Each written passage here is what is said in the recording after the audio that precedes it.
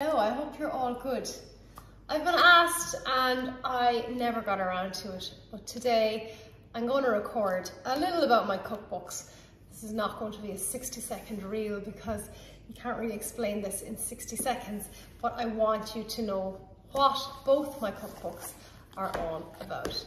So the first cookbook is home cooking, and this has lots of information on batch cooking, how to do your food shop, your cupboard essentials, how to make your food shop stretch, what you can make with 2 pounds of mince, how you can make 3 or 4 different things.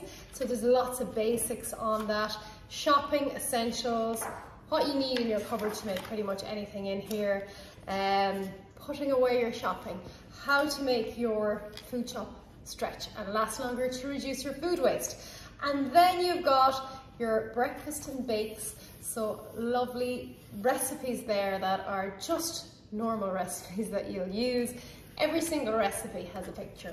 This was really important to me in both the books because I know I will only cook a recipe that has a picture. So you've got your bakes and your breakfast, and then you move on to your main meals, which are lots of gorgeous dishes like meatballs, chicken goujons, family meals that everyone will eat, Guinness stew, pasta dishes, carbonara, slow cooked ham, how to make your very own ham, roast chicken dinner, all of that. It's all about how you add the flavour to your regular food. There's some noodle stir fries in there as well, but nothing crazy. And then you've got your lovely desserts like your brownies and your fairy cakes, perfect apple tart. Again, just lots of normal stuff. You pick up this book and people say to me time and time again, I've used every single recipe in your book, and that's what I wanted. I didn't want anything crazy. All about using the ingredients that you already have at home. So that is book 1. And then book 2, Food for Life, is very, very similar. It didn't change anything. If it's not broke, don't fix it. This one has not got as much on the cupboard essentials, how to put away your shop. It has a section on cuts of meat, which I think is really important. I always buy my meat from my butcher, so lots of people are a little nervous as to what to ask their butcher for. So this runs through all the different cuts of meat, and it also has a section on your kitchen essentials. So if you have everything on this list, and there is nothing crazy there, you can cook pretty much everything in the book. Then it is divided into 4 sections. The first being brunch and lunch, and again, every recipe has a corresponding photograph, tomato soup, gorgeous sausage rolls, brown breads, baked potatoes, homemade coleslaw. Throughout the book, you've got top tips. So kitchen tips are used to separate each of the 4 chapters, and every single recipe in both books has a top tip about that recipe. So, you know, try this instead of that, or use this with any leftovers. So every recipe has a top tip, as well as the top tips that are dotted throughout the books. And then we move on to dinners. So you've got your roast beef, bangers and mash, bacon and cabbage, pasta, Mediterranean chicken, spicy mince noodles. That's a great one, a great way to use up mince. People say to me, I'm sick of doing shepherd's pie and lasagna, so that's really tasty. Chicken leek and mushroom pie, just normal food. Again, everyone has a recipe or has a photograph to correspond. Then we've got a new section, which I thought would be helpful in the current times we're in, where people are a little bit tight for money, and that is takeaways at home. So takeaway at home is a section that is packed with all these gorgeous, just like your takeaway, but obviously nicer. So you've got beefy noodle stir fry. This is really good. You can have this with noodles or rice. You've got your homemade chicken burger.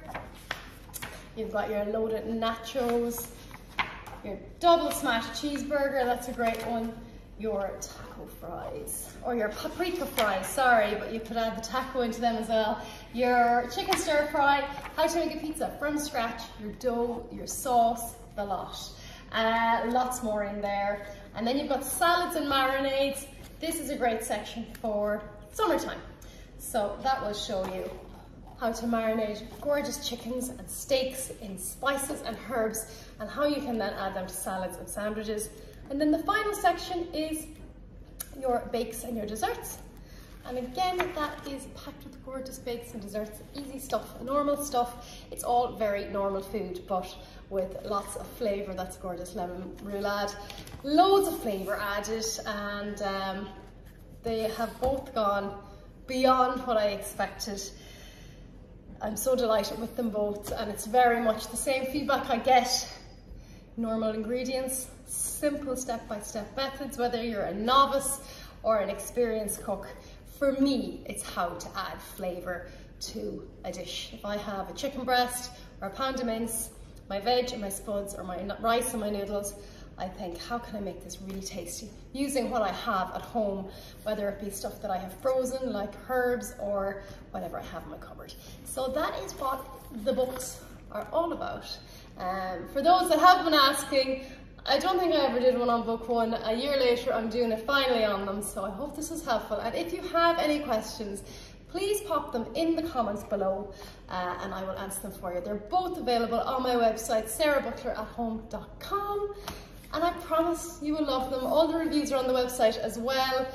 Everybody that has them has loved them. The amount of repeat custom that I get where people buy them and they're either taken from a sister or a mother. My mother was over and she's gone with my book, or they just love them and they know so many more people that will love them. So there's a huge repeat order on my website from people who buy them.